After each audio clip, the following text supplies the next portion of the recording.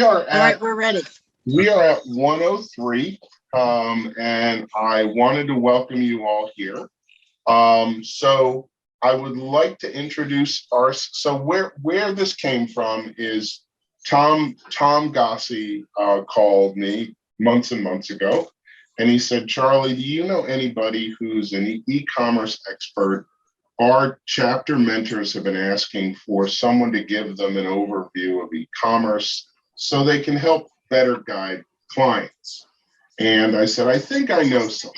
So I would like to introduce you to Robb Auspitz, who runs Robb Auspitz Web Design here in Doylestown. And Robb specializes in e-commerce and websites. And Robb's been doing it for a long time. He'll explain back when dinosaurs ruled the earth, he was doing this. And not only is Robb a technical developer and supporter of these sites for clients, but Robb has his own e-commerce site called the Groovy Hemp Company, which he set up within the past few years. And Robb sells and markets CBD products on his site. So that having been said, I'm going to turn it over to Robb. Robb? How you doing, guys? How's everybody doing today? Good. Very good. Great. All right. What we're going to do is we're going to go through the stack, and after a couple of slides, we'll stop and I'll take questions instead of holding it till the end. So we can have some kind of interchange throughout the entire presentation. You'll have questions. I'll do my best to answer them. If I don't have an answer, I will make sure I have the question and get you an answer. So let's start. All right. Basically, what we're going to start at the topics are the real fundamental stuff: products and marketing, traffic management, which includes inventory management and shipping, money. And as we all know, it's always about the money. And I have questions and answers there, but actually, again, we'll do that throughout the presentation. All right. We'll just whiz through the early part. You can read about me at your leisure. You know, it's there. I believe Charlie's distributed this. No, I have not sent this out yet. I will do it after the Okay, basically the way I work is I work under the assumption that every site needs to be mobile first. At least 70% of all search is now done on mobile. And that's indisputable. That's from everybody, from Facebook or Meta, whatever they call themselves this week, Google, Apple, everybody. And what I try to do and work at doing is make it good looking, make it sharp, and create a site that people can navigate and get through quickly. Easy to read, easy to look at, easy to understand, and just move fast. My e-commerce credentials include being a Shopify partner, and I have extensive experience with WooCommerce. And even though I don't use it that much anymore, Volusion, which is an old brand, which has been around for about 15, 16, actually about 20 years. And I started using Volusion about 2004 or 5. So I can create a new Shopify or web commerce site for a client and work with them and help them make it a success. I actually got into WooCommerce. I had looked at WooCommerce years ago. It was not that strong a product. I started to focus on Shopify along with Volusion. With CBD is in a funny place legally. There's still a lot of merchant gateways that will not take on a CBD client. So Shopify was adamant about that because I had built the first version of my site in Shopify. I switched to WooCommerce because it was just easier to get a merchant gateway.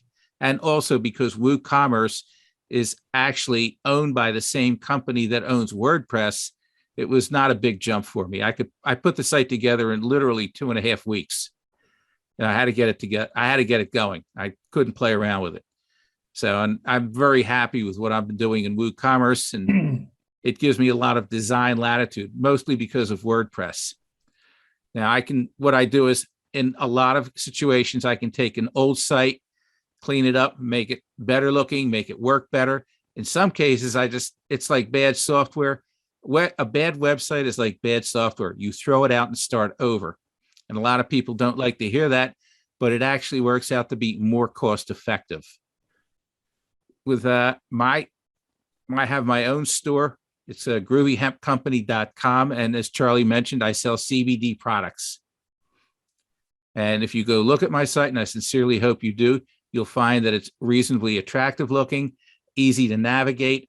Product pages are very easy to understand. I have everything in one place, very organized, very easy to work with. It's really I live my philosophy in terms of what I do. You can look at what I did, look at that store, and see that's how I work. Okay, we're going to get to the real fun. Any questions so far? And if I'm going too fast, slow me down. I tend to do that. All right, the real fundamental stuff is we're going to start with cognitive dissonance. And I don't know if everybody understands what that means. So I'm going to read this to you slowly. Business owners may believe one thing about their products, while market research may reveal opposing points of view that could cause the client to consider changing approaches. That's on paper. In the real world, unfortunately, clients sometimes ignore the opposing points of view, fail to meet their business goals. Why? Because they firmly believe that what they've internalized is right. And no matter what evidence you put in front of them, they're not going to listen. And I suspect everybody in this meeting has experienced that with clients of one type or customers of one type or another. You can sit there and tell them till you're blue in the face, this is not going to work. And they know, I know it's going to work. And when it doesn't work, they can't understand why. It's like, well, I did try and help you. That's really cognitive dissonance. On paper, you want them to be as cold and frosty and objective as possible, but we all know that isn't always the case. So the real challenge is finding a unique diplomatic way to help them see what's accurate and intelligent. And again, that's easier said than done. I suspect we've all experienced situations where, again, you can go at them 13 different ways and they're just not going to buy into it. And when it fails, they're going to point fingers. And there's nothing you can do about it. Any questions about cognitive dissonance? Okay. What is e-commerce? Put simply, e-commerce is selling products or services online through a website that allows you to pay electronically. There's all different variations on e-commerce. It can be as simple as a couple of products sold through a form on an information-first website, one that accepts payments through PayPal or Square, or any of the other ones, say Stripe or something like that. Can also be as complex as a site whose main focus is selling hundreds or thousands of products. That type of site is referred to as a dedicated e-commerce store, and it accepts multiple types of electronic payments, including credit, debit cards, also Apple Pay in many cases, Apple Pay, Google Pay, Amazon Pay. Some people are getting into crypto now. I don't know if that's a great idea. I guess we're going to find out one way or the other. Dedicated e-commerce vendors, and I just have a handful listed here, include Shopify, Volusion, BigCommerce, and WooCommerce. At a higher level, there's also Magento, and Shopify can scale up dramatically. They can, if you have Shopify Plus and Shopify, the higher level Shopify, you can really, you're talking about sites that do millions of dollars of business a year.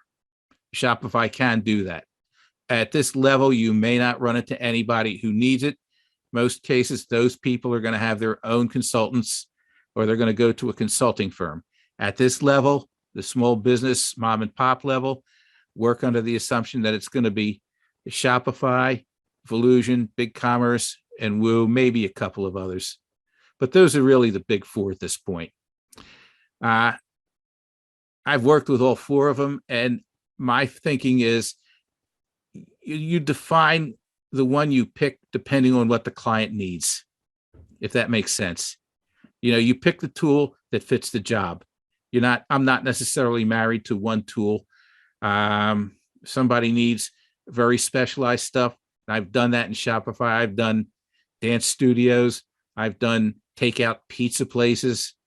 Now that with Shopify. With my store, again, I ended up with Woo because I needed to move quickly, and I have extensive experience in WordPress, and Woo was very easy for me to relearn, I should say. Variations on the e-commerce concept include selling on Amazon, Alibaba, Etsy, Facebook, or Instagram. And that's still e-commerce. You can actually take code from Square or PayPal, put that on a site. And as I mentioned earlier, you got one or two products, or you want bookings for a service type company, you can use it that way. Any questions so far? No. Okay. I have one. What Go is for the it. best, Rob, what is the best of these to recommend to a client who thinks they can do it themselves? I mean, they're inexperienced and they want to get a website up. So there's so many options, is there one that's better than another for somebody's just starting out? I'm going to be very blunt. I've been through this with people, and they're generally going to fail miserably unless they have web design experience, and they're going to spend a huge amount of time going nowhere, come up with a miserable, awful, unusable site. So there really is no e-commerce platform that I would recommend for an amateur. Okay. I mean, it's if they don't want to hear it, then you're working with the wrong person. You're not going to be able to. I'm being blunt. I've been through this a zillion times. You're not going to. I've walked away from, after a while, you learn very quickly who's going to be a pain in the butt, who's going to be a nightmare, who's going to be good to work with. And if somebody looks like it's going to be a situation where you're going to burn a lot of time and lose a lot of money, you walk away. Not every client is going to be a good client or even an adequate client. That we know. However, we're volunteers and we have to kind of put up with it for some time anyway, but I don't want to hold you up. Keep going. No, I'm going to be, again, very blunt. My suggestion to you is if they think they can do it themselves, let them try, but when they fail, let them come back to you and then you can take it from there. But I would absolutely not recommend. You have a god awful setup in GoDaddy, that type of thing. They can mess around with that, but you need specific skills to understand this. Yeah. Okay. Thank you. You're welcome. All right. Charlie very, very put together a beautiful e-commerce model here. And you can see it's the website. Under that, you have an e-commerce platform. And this is an example. This is not hard and fast. You can have the e-commerce platform and about, blog, social media. Under e-commerce, you have traffic management, merchant gateway. You can have inventory management, but it's really not inventory management at this level with an e-commerce package. E-commerce package will not give you true inventory management because that has to be integrated with a general ledger, accounts receivable, accounts payable, and other modules. So it's kind of inventory management, but it isn't. What you'll find with most e-commerce platforms at this level is they will sync with something like QuickBooks or Xero. So you will have, within 24 hours, you will have updates with inventory, payables, receivables in QuickBooks, and the inventory part can sync with the product list in that e-commerce platform, but it's not going to be live immediately. Does that make sense to everybody? Yeah. Okay. It was QuickBooks and what was the other one? Xero, Xero. QuickBooks is pretty much the industry standard at that level. And there are other packages, Mass 90 and all the Microsoft stuff that you can also get that will sync with various e-commerce platforms. But Okay, and there's different levels of QuickBooks, as I'm sure you know. And pretty much most of them can sync with an e-commerce platform. But it's important to understand that the data will not be live immediately when you do a sync. So you're not going to see live data on demand. And it's important that your clients understand that. Is everybody clear on that? Yes. Okay. Yes. All right. Shipping. There's all kinds of variations on shipping. I'm not going to go through them because it would take days. But if they have an oddball shipping situation, you take notes and you do some homework on it. Because, for example, I drop ship out of my store. For the most part, I deal with about a half dozen different vendors. Most of them ship flat. Actually, I have them all set up so they ship at a flat rate, but that's not always going to be the case. Some cases you might have somebody who needs calculations. Calculations with shipping can get fairly complex depending on if you want accurate numbers. They're definitely going to be complex. And what people don't understand about shipping with FedEx and UPS is the actual numbers kind of change from day to day because rates on fuel change from day to day and that type of thing. So shipping, you really need to define what they need in shipping. And then you have to identify a vendor and let the vendor take over from there. Don't try and take on shipping by yourself. Payment processing, Shopify and Volusion. Shopify has their own internal payment processing situation. They actually have a variation on Stripe, which is a very big payment processor. WooCommerce and Volusion are generally going to go with outside. Not generally, they're going to go with outside payment processors. Same with BigCommerce. So, back when authorized.net was independent, I always picked them because they were very, very good. Now I really tend towards Square or Stripe personally. They're both big and they're both really, really dependable. I stay away from PayPal. It's still very weird, a lot of weird coding, a lot of weird stuff with PayPal. In a dedicated e-commerce platform, PayPal is probably your worst choice. And you're going to have people at your level who will insist on PayPal, and I wish them luck because they're going to run into all kinds of crazy situations that a more standardized payment processor can handle a lot better. Hey, Rob, when you say on shipping, when you say you drop ship, in other words, you get the order and you transmit the order to your vendor and they ship it? Correct. They ship it with my label. Right. So you don't carry inventory. No inventory. None. Gotcha. And the disadvantage is I can't turn around and ship something that same minute. However, most of my vendors either ship the same day or the next morning. Mm-hmm. And what they're shipping is fresh. Yeah, I'm very, very careful about my vendors. I tend to focus on the vendors that are going to deliver.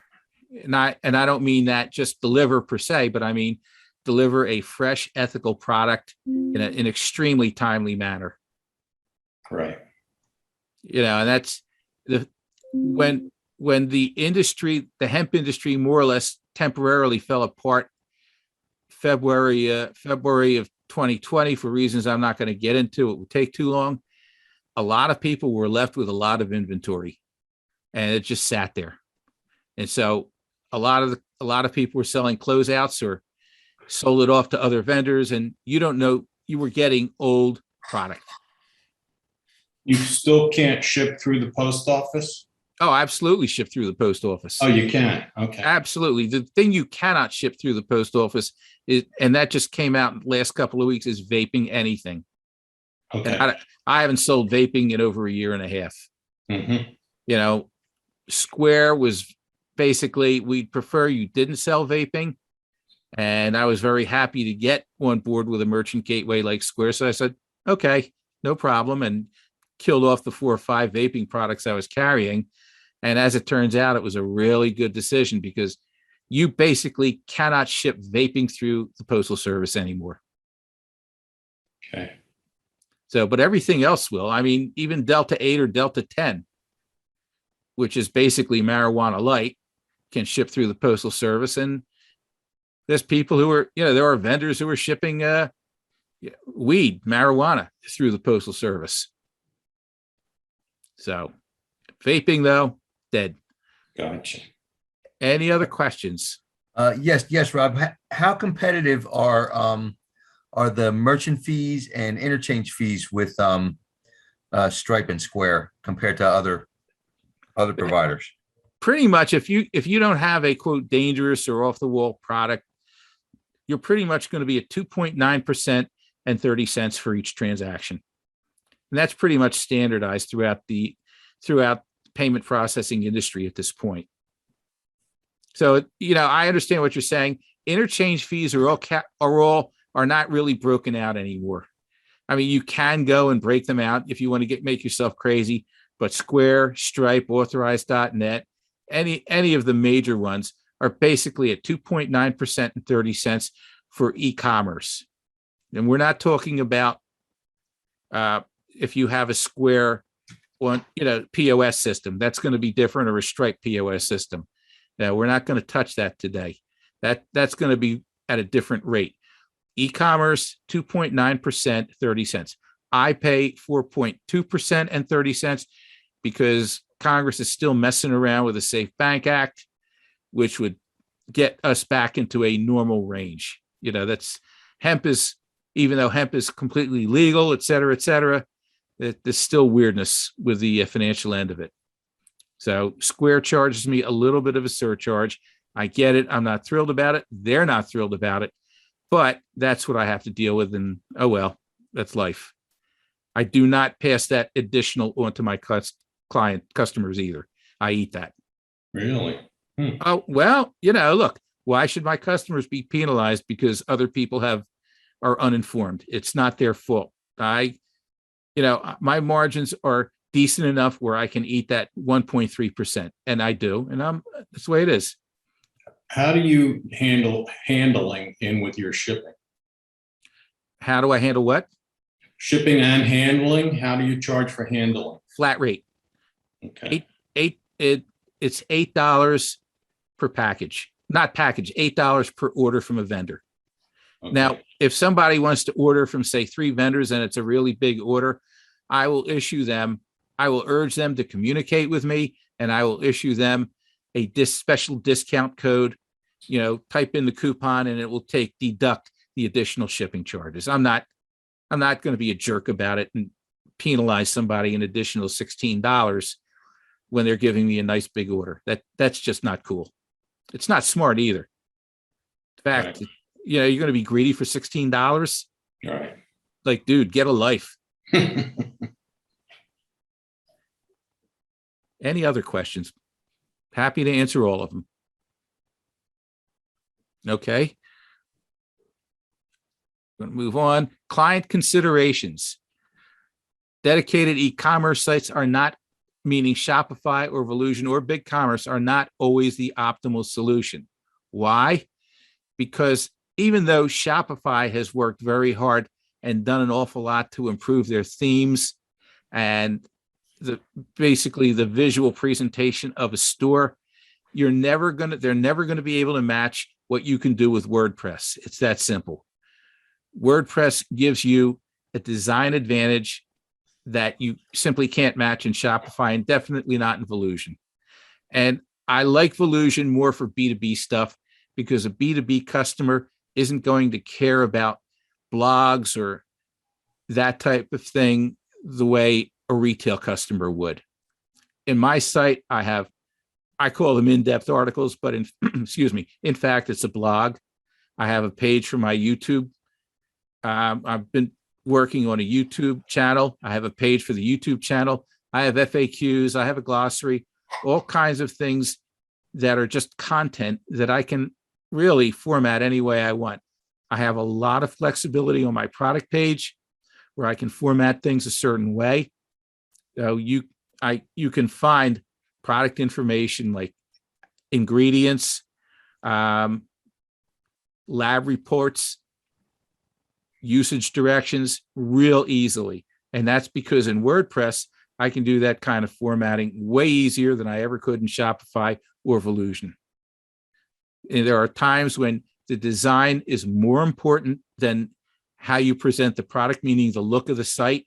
And WordPress is exceptional at that. You have tremendous flexibility in WordPress that you just don't have in Shopify or Volusion. And again, 70% of all searches are conducted on phones.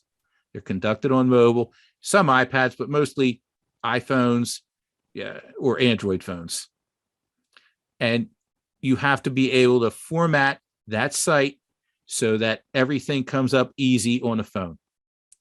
Again, it comes back down to my philosophy of mobile first. And it's not just my philosophy, it's any decent web designer is going to think mobile first. If they're not, you don't want to deal with them. I'll tell you that right up front. If someone's still stuck on desktop first, you're dealing with the wrong vendor. And if you have a client who says, well, my guy has been doing this for 20 years and he still does desktop first, however you do it, you very politely recommend they find another vendor, find another designer, because mobile is, I'm sure we've all seen all the new phones that are out now. The new Google phones are fantastic. The new Samsung phones, the new iPhones, they're all incredible machines. And that's really what you want.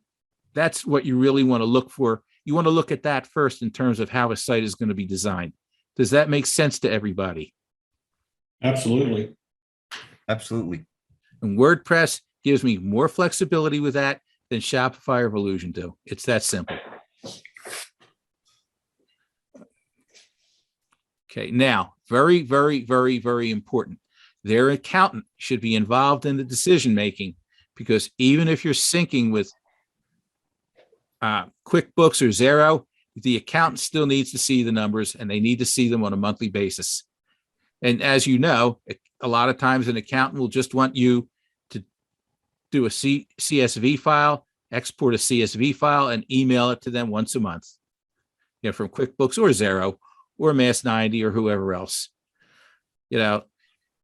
So they need to know. They are going to tell the client what kind of numbers, what they're looking for, what they want, that type of thing.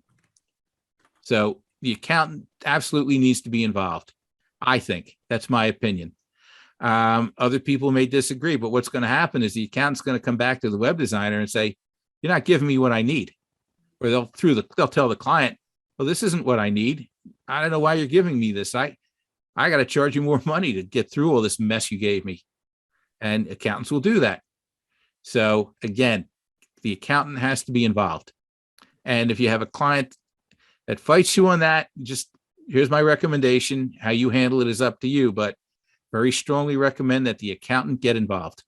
Any questions on that? Rob, are you going to be talking about sales tax? Sales tax. Here's the deal with sales tax. If you have an accountant that's directly involved, the accountant will more than likely handle the sales tax themselves. There are packages that you can link to either Square, which is my merchant gateway, or QuickBooks that will automatically manage the sales tax. And they all have different fees. There's TaxJar, the Avalara, and a couple of others. But TaxJar and Avalara are really the two bigger ones. And what they do is they will automatically calculate the sales tax on a product, and they have all the tables from the states and municipalities and counties within that state that charge additional sales tax, and they will calculate it and pay it automatically. Or your accountant will do it for you. You know, that's a decision the client will make. And do the websites that the customer is dealing with charge them the sales tax? It depends on the type of product. I mean, if, you know, they will charge a sales tax. You have to set up, you set it when it's set up. For example, I set up somebody in Pennsylvania. If it's taxable products, I set them up at 6%, you know, the standard issue 6%. If it's Philadelphia, you tack on another percent. And then, but beyond that, if they're selling in different municipalities, again, either the accountant handles it, or you, if they're selling nationally, you want to hook them up with either Avalara, TaxJar, or one of the other big tax calculating fulfillment entities that are out there. And that will interface directly with, it'll sync with QuickBooks. It's a plugin or an app, depending on how you want to term it, that gets installed directly into the website. And from there, it just does its calculations automatically and pays automatically. And it shows up to the ultimate customer as an additional charge that they have to pay. Well, the sales tax will be calculated automatically. Okay, So it'll show up on the invoice. that's my question. Thank you. Yeah. Oh, absolutely. The detail will be there. You know, it's calculated automatically. For example, even with drop shipping, I have a client, customer from, say, New York, as an example. They order, whatever they order, and let's say it's something from Highland Farms, which is actually, they're down in Colorado. They're out in Colorado now. So they will calculate the sales tax from New York. And that will show up on the invoice. Okay, So they get detail, if that's your question. And the detail will include shipping, and it will include the sales tax number. thank you. You're welcome. Now also, and this is really the stuff that a web designer who knows e-commerce will do, there are reporting modules that you can, reporting apps or plugins that you can get for these various platforms that will output numbers. You get very basic reports with all of these platforms, but there are inexpensive apps that you can get that will that give them all kinds of reporting information. And depending on the business, depending on how big the business is, the type of business, where their heads are at, they may want that.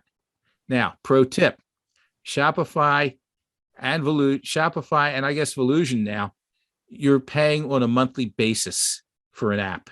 You're renting the app, just like you would do with the Adobe products or Microsoft products, like Microsoft Office 365. You pay Microsoft either on an annual basis or a monthly basis for the use of that software. Same thing with Adobe. With Shopify or Volusion, you're basically doing the same thing. With WooCommerce, and if it sounds like I'm pushing WooCommerce, it's not necessarily, but they operate differently. In most cases, you pay for the app once. There's one app that I use, which is for very specialized shipping, that I pay an annual fee on. But for the most part, once I've bought the app or the plugin, it's paid for. I'm done. Now I can get a service contract with them if I think I'll need support, which in most cases I don't, and I'll pay them on an annual basis for that. But, once I've paid for it, it's done. It works, and that's it. And that's something that's a hidden cost with Shopify or Volusion or BigCommerce that clients need to be aware of. That if they get more sophisticated reporting or email capability with MailChimp and that type of thing, there's going to be additional fees. With e-commerce, there are some hidden costs. And you need to, once you've defined what the client needs, you talk with you have to be careful and let them know there may be additional costs on top of the monthly fee for, say, Shopify or Volusion, and that would be the apps. Is everybody clear on that, or are there questions? Again, happy to answer all questions on that.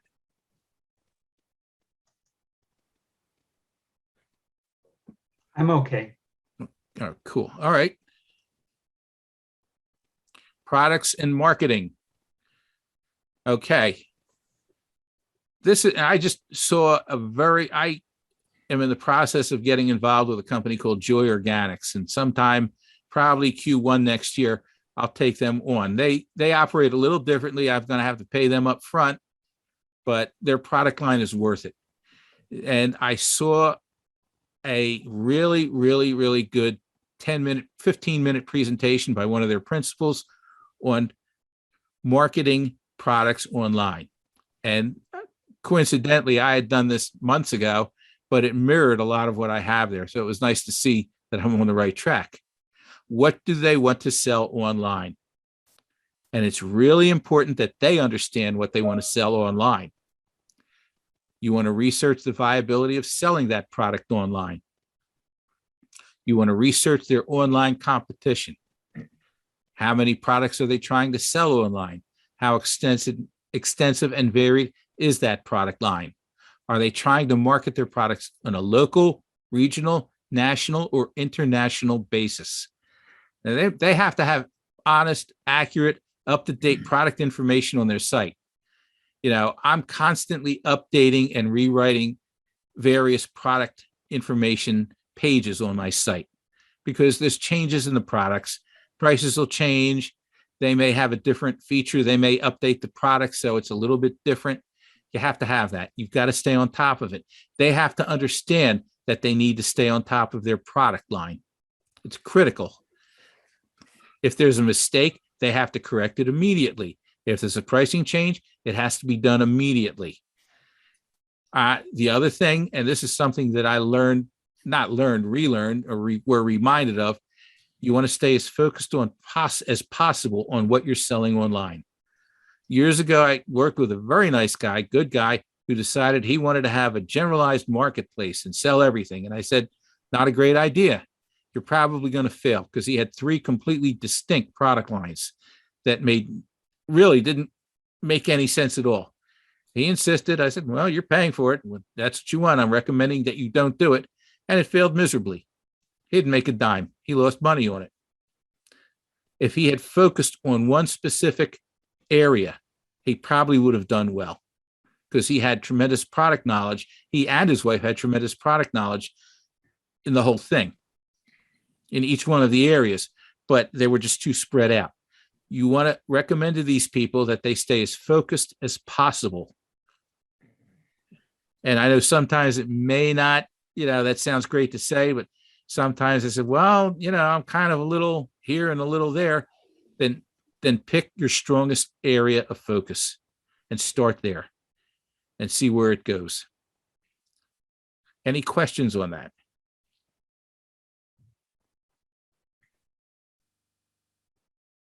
Okay. Are there any questions at all about marketing products online? And understand and we'll get to this in a minute, it's very competitive out there, and everybody has to bring their A game at all times. Hey, Rob. Yes, sir.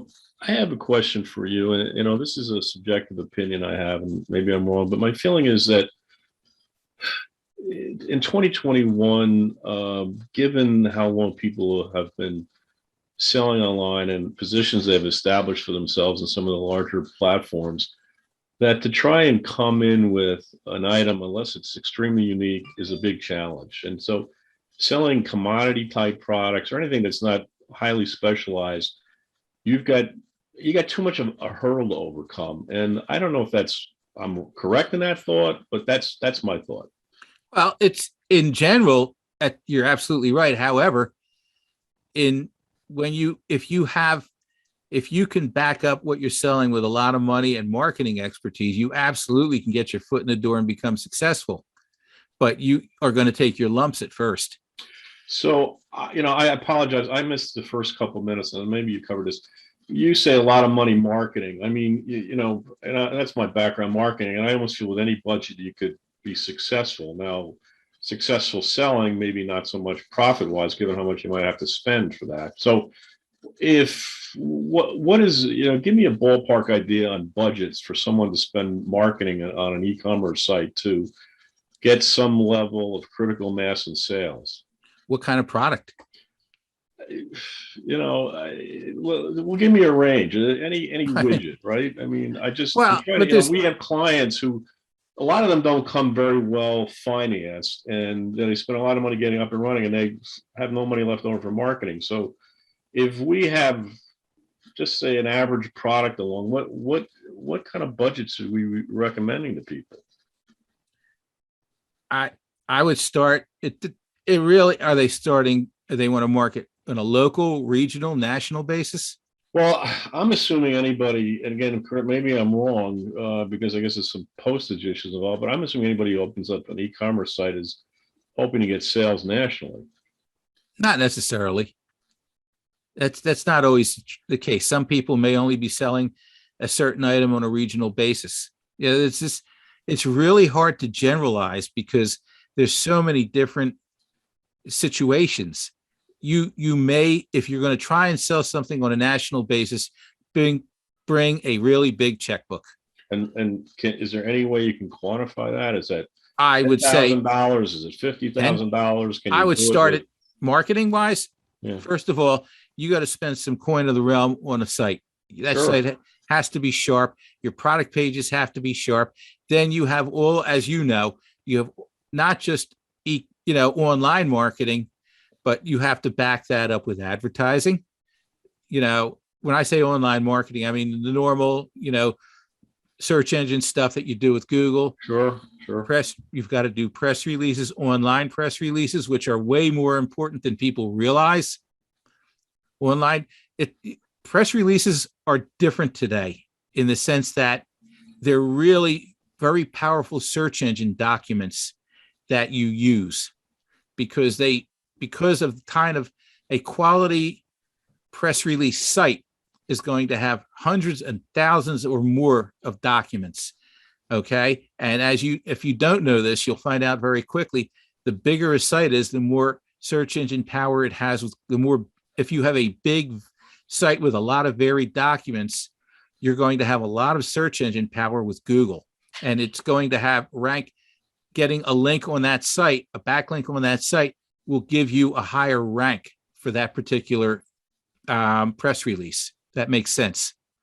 It's not something I can explain in 2 minutes, but just take my word for it. You go with the big kids like you do with any other situation, and you put out the press release and make sure you have backlinks in there.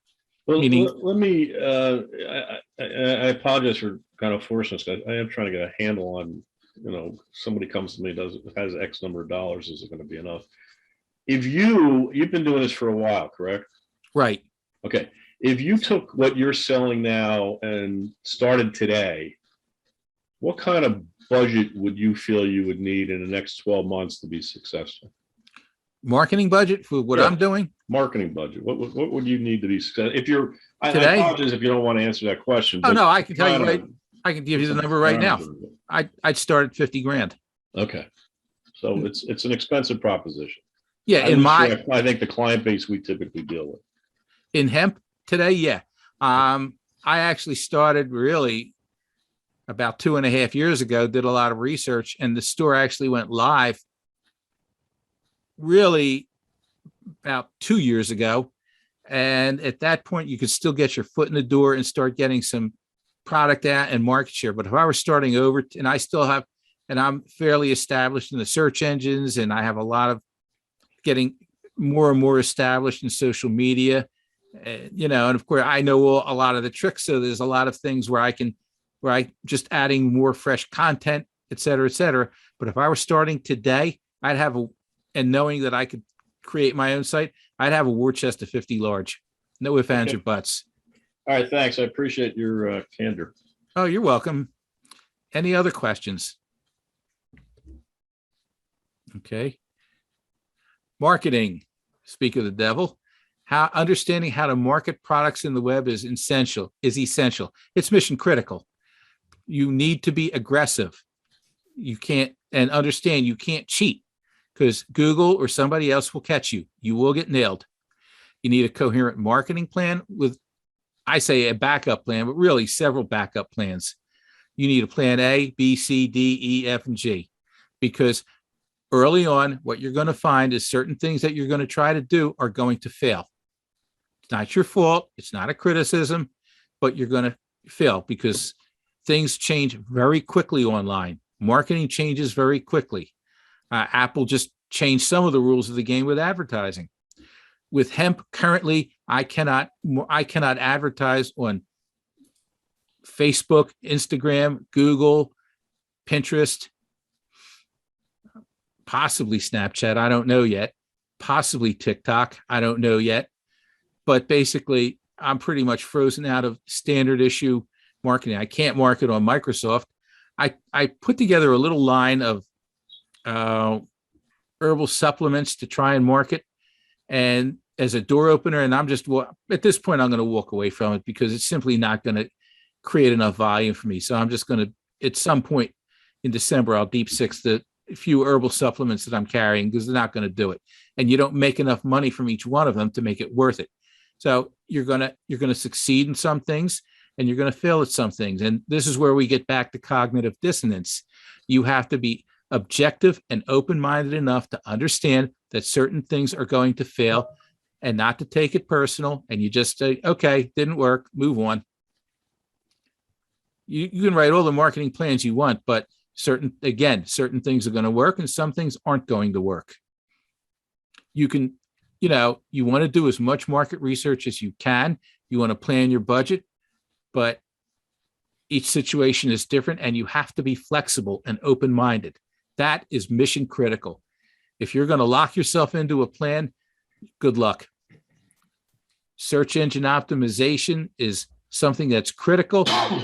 It's very hard to compete when you're fighting people who are consistently on page 1 and page 2. And you have to plan that out, but you also have to be aware that Google is constantly messing around with their algorithm. And there are certain basic tenets that Google is looking for, including fresh content, and they absolutely will crush you if you try and break their rules. They will just frost you. They don't care. So you've got to understand search engine optimization. You have to understand it implicitly, and you have to understand that you have to keep updating your skills on it.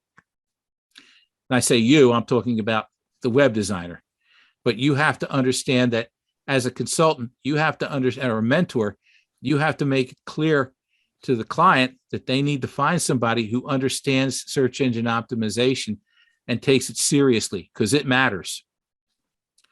Email marketing.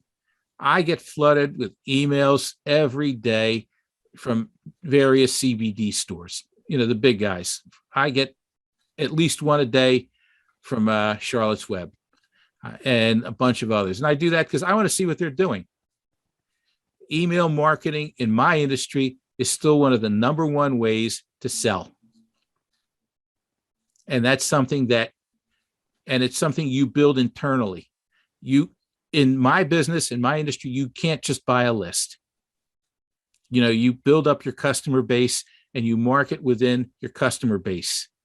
But there's a fine line where you're over marketing. And I suspect the marketing guys in this room understand that implicitly. You can't hammer them with 5 emails a day. And sometimes the one a day tends to get disregarded. But you're going to have to they will have to consider email marketing at some point and email marketing to their customer base, because email marketing works. If you do it properly, it works. It will make you money. And, you have to, and you really need to get a pro to do that. Any questions on that?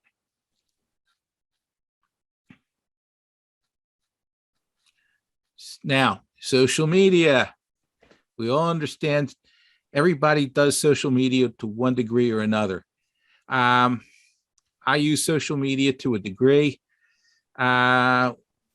With hemp, I'm finding that it's not necessarily, at this point, what I'm going to have to do is get some specialized people who are focused on social media and who will send me customers or potential customers or prospects through social media to get me numbers. You can use social media and play around on it, but you have to have a certain level of expertise to be successful on it. Using it exclusively is not going to work, I don't think. It's part of a. Margin, cord. Whoa. Conference. Lock. Margin. We there? We just hit mute on the person. Good.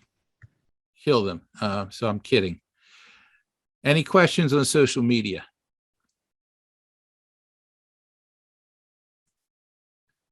Okay. Online advertising, which is basically AdWords or Facebook at this point. So that's starting to change. With AdWords, you need a specialist with AdWords.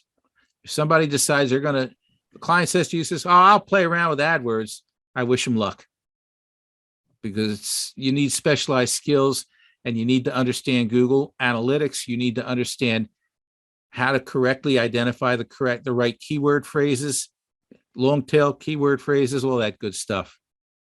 They're going to do AdWords. They need somebody who's skilled in AdWords. Facebook, I haven't really done I can't advertise on Facebook because of my product. I really don't have experience with Facebook. I'm not convinced Facebook is a great platform for advertising. I think Instagram gives you much better possibilities, but Facebook itself, not a big fan of advertising on Facebook. Now, I have here, do they understand the different types of ads that are available? With social media, you basically, again, Facebook, Instagram, Snapchat, TikTok, and Google AdWords.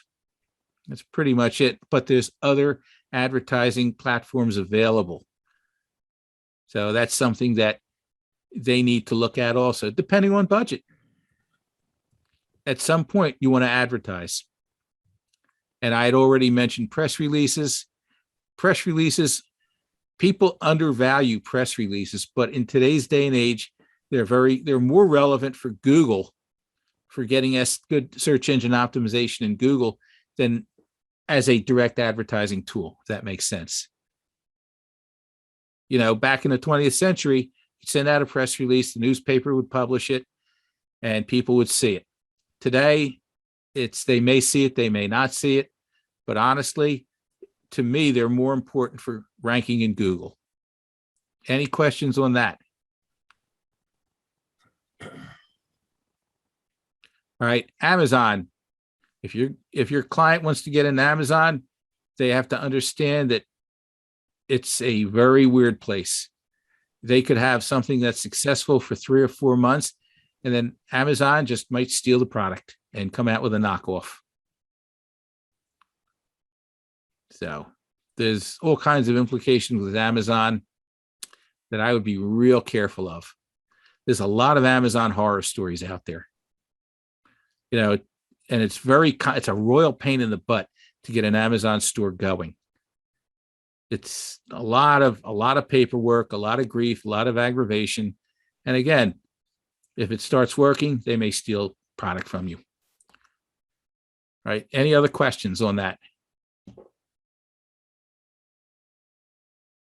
Traffic management, inventory management, and shipping. Here's the deal with this. With e-commerce, if you have a big store, say, I consider a big store 4,000 products, but if you have the kind of store where you're set up for shipping already, you really need to make sure that your web designer, your e-commerce person understands how to work with your shipping department. What you'll find is there's a lot of shipping tools out there that can make shipping easier. Shippo, that type of thing. So you want to have that your e-commerce person needs to be aware of them.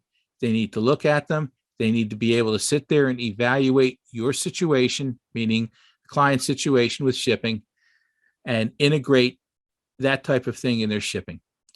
You have to be able to integrate what they're doing into the e-commerce software.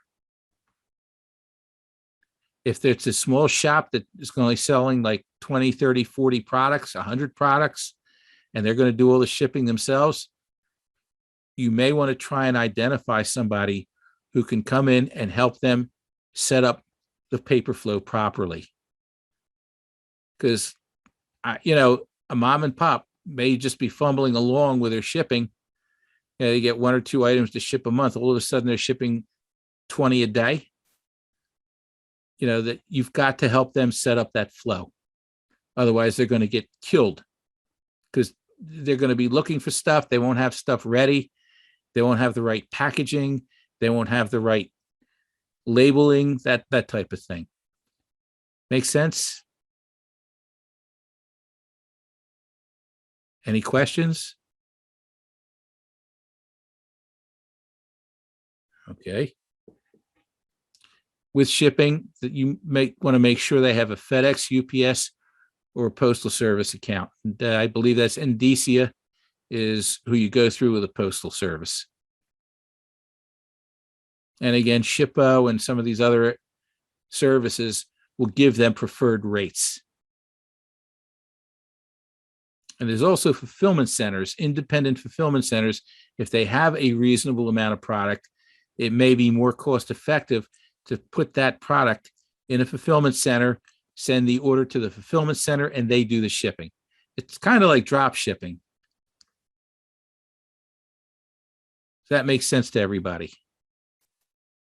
Yeah, it comes down to every situation is different.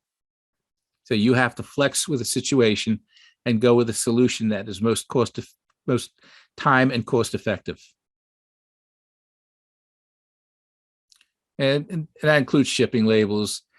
Here now, UPS and FedEx, you have to understand how they calculate shipping cost. It does include dimensions. So you want to go with standardized boxes.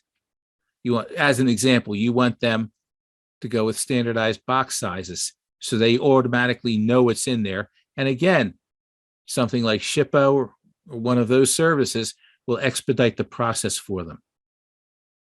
And one more time, every situation is different. You have to see what they're doing. And a big one, capacity to manage a big bump in orders. Doesn't mean it's going to happen, but if it does, one way or the other, they have to be prepared for it, or they're going to get hammered and they'll lose money because they'll be spending crazy hours just managing shipping. Money. Okay, we're going to go back and talk about merchant gateways again. Merchant gateway is how the order gets processed. And I use Square for my store. Some people use Stripe. Some people also use Square. There's Payment Cloud, there's Stacks, there's Authorized.net. There's a bunch of them. And as I mentioned earlier, pretty much going to be 2.9% plus 30 cents for each order.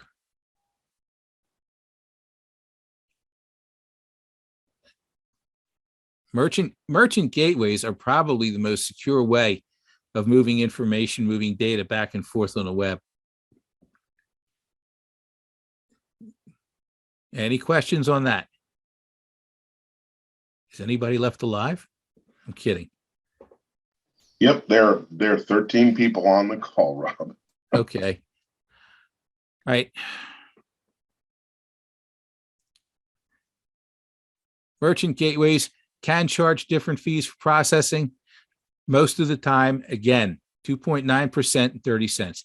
Somebody hits you and say,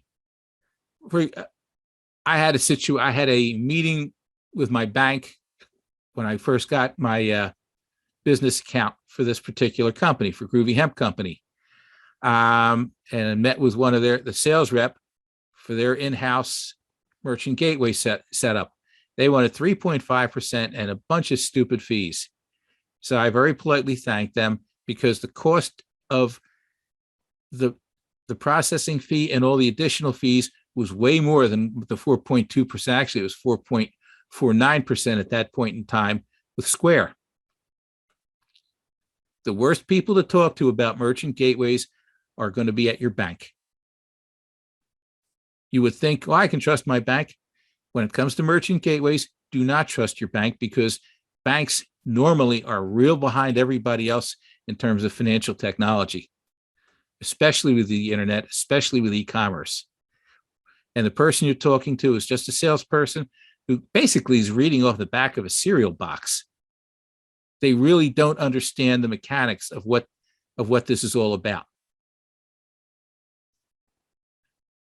They're just giving you, this is how it works, and they're trying to talk you into staying with the bank for that. And I always consider that a bad idea. Again, Square, Stripe, Authorized.net, some of the other big guys. The And we've already covered sales tax. Any other questions with what we have here on the screen? Merchant gateways, sales tax, any of it? I'm okay. All right, good. All right. Basically, that wraps it up. Are there any questions? I have a question for you, Rob. This is Bob Wingerter speaking. I see the process of going through, placing an order, selecting, shipping a product. I don't see a follow-up. Are there any of these systems that would automatically generate an email to the client saying it was shipped on this date, or following up to make sure they received it? Are they satisfied with it? Things like that. All right. Basically, for example, I have a plugin where I can take a postal service tracking number, paste it into into a form that's on the order page for that particular customer for that particular order, hit the complete button, and it will automatically send them an email advising them that the order is in tracking, and they can go click a link or tap a link and see where it stands with the postal service. So you always want to do follow-up. I do a follow-up even with that automated email. I personally do a follow-up. I send out an email thanking them. Mostly because I'd rather do it this way right now. There are a zillion plugins that you can get, or apps, depending on the platform, that will do this automatically, but you've got to write that email properly. And if you're not experienced at it and your web designer isn't, you may want to hire someone to do it, or at least go online and look and see how other people are doing it. And in many cases, with the better apps and the better plugins, they'll have a template for you. And then you just can change a template, edit the verbiage, however you want to do it. But you're right. It is critical that you absolutely follow up on the order and thank them for the order. Let them know you appreciate them, communicate with them, and that type of thing. So that's absolutely a good point. And you're right. I should have put that in there. Rob, this is Rich. I missed the first few minutes of your presentation. Did you cover, with a lot of these newer clients that are just getting into business, rather than spend the money to design a web, they're using the freebies, if you will, to actually set up their basic website. Are they able to include e-commerce on their own? It may not be a good idea, and I understand that, but is that part of the capability of some of these free web design websites? Well, if not every web designer is going to know e-commerce. And I've been doing e-commerce for a long time. I think I designed my first e-commerce site with Volusion in 2005. Stuff like Wix, they may have templates for e-commerce, but they're not going to give you the capability of being specialized. You're not going to have a lot of flexibility. Yeah, not very robust. No, it's going to be a one size fits all. And because it's either free or very, very cheap, you get what you pay for. Right. If you're going to go cheap, you're going to get cheap, and you're not going to get performance. If you want to, and I said, and one point I made early on, or at least it's in there in the note in this presentation, which Charlie's going to send to everybody, is you got to spend money if you want to be successful in e-commerce. You can't go cheap on it. You can't fake your way through e-commerce and expect to get lucky. There's no such thing on the internet. There's no such thing as a free lunch. Yeah, Rich, one thing that I'd like to add, this is Charlie here. I've counseled clients that have tried to go it their own way, either embedding PayPal stuff into their own website or going with Wix and Weebly. And they've tried it, and sometimes it works out, but one thing that we know for sure, it just doesn't scale. That once your business grows, it just doesn't scale. So the nice thing about these dedicated platforms is you can scale one way or the other. You can scale. And it also depends on who your web host is. I'm using SiteGround. At some point, if I get big enough, I may switch to WP Engine, which will give me huge scalability because it's a very powerful web host, also very expensive. But, and I can, because it's a WordPress based website, I can move it pretty much any web host I want. With Volusion and with Shopify and BigCommerce, they have plans that will go up and give you a bit faster transfer rate, give you more processing power, that type of thing. So the big guys, all the big kids, are going to give you the ability to scale up as far as you want to go. You're not going to get, as Charlie said, you're not going to get that with these cheap ones or freebies. And if you catch lightning in a bottle and all of a sudden you go viral, you're going to be screwed. No, really, that's absolutely. Years ago, there was a commercial IBM put out where, they were like seeing orders come in and they were like, wow. And all of a sudden they're like, oh my God, we can't handle this volume and our site can't handle the volume. What are we going to do? And of course, the IBM announcer jumps in and you can do this and that, it's a commercial, but conceptually that's accurate. You have to be prepared for the ability to grow and the ability to be flexible and the ability to handle the unknowns. And Wix and Weebly and the GoDaddy thing, good luck getting that. Not going to happen. No way. And I've looked at them and I'm like, no. It's like, dude, you're screwed. And they have to start over. And, the web designer has to do heroic things at night or on a weekend to move their product over into the site on the same domain. And it's a pain in the butt. And you charge extra for it, and you should. Because you talked about online press releases. Could you, that's new to me. I've not heard of that before. Can you talk more about it? Sure. The old school press release, you typed it up when you're at IBM Selectric or Royal Underwood or whatever you had, and you mailed it to the editor, and the editor had somebody else retype it into their system, however it was done, and it went into the newspaper, the print newspaper. Today, right. You have forms. You type into the form. A good one's going to cost at least $300 minimum. Some of them will cost $600 or more, depending on what service you go with. What they do is they distribute all over the world. They distribute all through the internet. They distribute through Google News. They distribute through Yahoo, which in spite of all their weirdness in the past X number of years, is still a very powerful platform for that type of thing. They distribute to zillions of different newsrooms, electronic and print, what's left of it. Again, the important thing is if you write the press release properly and you include links to your site, various links, and they'll let you do like 2, 3, or 4 of them, and you include a picture or a video, that echoes in Google. That's really important for search engine stuff.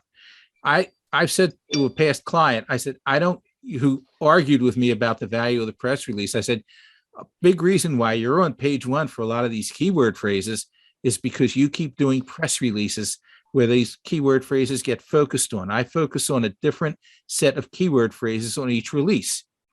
I don't care if potential customer or prospect never reads it. I literally don't care, which is antithetical to 20th century thinking with a press release. I don't care because of all the implied search engine power it has in Google. And the fact of the matter is, in many cases, it's not going to get read. It's not going to be seen by the ultimate consumer. And I don't care. And that sounds backwards, but it isn't. Because you have to be focused and clear on what you want a specific thing to accomplish. And I do press releases because I want to reinforce a search engine position for certain keyword phrases. And that's the main reason I do them. You understand how Google thinks. Google loves giant sites that have varied content. That's why New York Times or all these, all the media sites, Bloomberg, New York Times, Wall Street Journal, all those electronic media sites are always page one everywhere. They're like in the top 100 sites. And if you get published in that, or if you, let's say you have a press release service and they're in the top 1,000 sites, that's a huge amount of implied search engine power. Google will rank your release, your keyword phrases higher because your press release is in one of those big press release sites. Does that make sense? Does everybody understand that? Do you have a recommendation for any specific key press release sites? I can send Charlie a list of the ones that I like and have used. Off the top of my head, there's about a half dozen of them. Actually, maybe 4 or 5. PR Web is one of them. That's just off the top of my head. But I will send that to Charlie. I will get that to him this afternoon, and he can redistribute it. Thank you. Perfect. And I will tell you point blank, there's free press release sites. Don't waste your time. Yeah, just a little tip for what we do at Scorebucks County. We actually have a local PR person because we are local. We're trying to promote to local, and she knows all the local digital outlets and the chambers of commerce and all that stuff. So we do press releases and she pushes them out to those things. So there's not only the PR sites that Rob is talking about. If you have a a person that knows where to push this stuff to, that can also help. Which is great for local, but correct, right? In terms, just for local, right? Which still getting a press release published in a big site, whether it's local, regional, national, etc., still makes a difference. It will help you. And there's other sites, there's bookmarking sites, there's a lot of stuff. There's just on search engine stuff, there's a zillion things you can do to reinforce. I spend more of my time doing content creation. Like my big project, you're going to laugh. My big project for tonight is I also have again, as I mentioned earlier, I have a YouTube channel and I'm putting together these real quick and dirty YouTube commercials for various products for my site. I've got on my site right now, I've got, I think, like a dozen little YouTubes, and by the end of next week, it'll be up to about 18. Some bigger ones, but most of them are like 30 to 40 second quick ones, really glorified slideshows. But I will post them in my Google business site. I will post them, post them twice, really, as a post and then as a video. They're already in YouTube. Post them on my site as a post or for my YouTube page. Then they'll go on my external blog, and then they'll go on at some point, I'll get them in my Google blog. So a lot of different things you can do. I've got a question. You mentioned a couple of services that help with shipping. Right. Can you repeat the names of the ones you mentioned? One is Shippo. I can send that to Charlie also. Yeah. And can you also tell me, those services, do they help would they help companies to avoid accessorial fees? All right, run that past me again. Would they be able to help businesses that use shipping frequently avoid incurring accessorial fees? I don't know what that is. What fees? Accessorial fees. They're fees that gets charged by FedEx and UPS where maybe the address is not formatted correctly, or there might be small errors in their address, and it causes them to get dinged for additional charges. You would have to talk to the service. I don't have an answer for that. Okay. I'm crazy with getting accuracy. I will beat up my vendors to make damn sure that everything they send out is 100% accurate. I'm just one of those guys. If I make a mistake, I want to shoot myself. I'm one of that, that's me. What they do is if you send the service accurate information, then it'll go out accurately. If if you send them bad information, it will go out as bad information. How they handle the fees with FedEx and UPS, I have no idea. Or they may just have a deal where it's ignored. The fee is ignored and they make the correction. I don't know. You would have to talk to each one of these services individually. Okay. All right. All right. Can I wrap up with my little pitch, Charlie? Of course. All right. Basically, my store is groovyhempcompany.com. And you'll see that in the, when Charlie sends you this, you'll see it. I sell CBD. It's very well organized. I have a lot of free CBD information on the site under my CBD Learning Center. I also have a YouTube channel. If you could go to my YouTube channel, which of course is Groovy Hemp Company, and subscribe, it would be very much appreciated. And that's basically it. Stop by my store, browse around. If you have questions, you've got this email address. The email address I use for the store at this point, I have a support email address, but I'm going to give you Robb, ROBB, at groovyhempcompany.com. If you have CBD questions, send them to me and I will get back to you the same day. All right, Robb, thank you very much for your time. This has been incredibly helpful. You're very welcome. And I appreciate everybody who came. Thank you. And I appreciate all the time of the SCORE folks that came too. Thank you very much. Thank you. Yes, thank you very much. Excellent. Thank you. You're very welcome. Glad to help. All right. And you'll all be receiving the recording, the slides, and the other information that Robb sent. Thank you. Thanks. Charlie.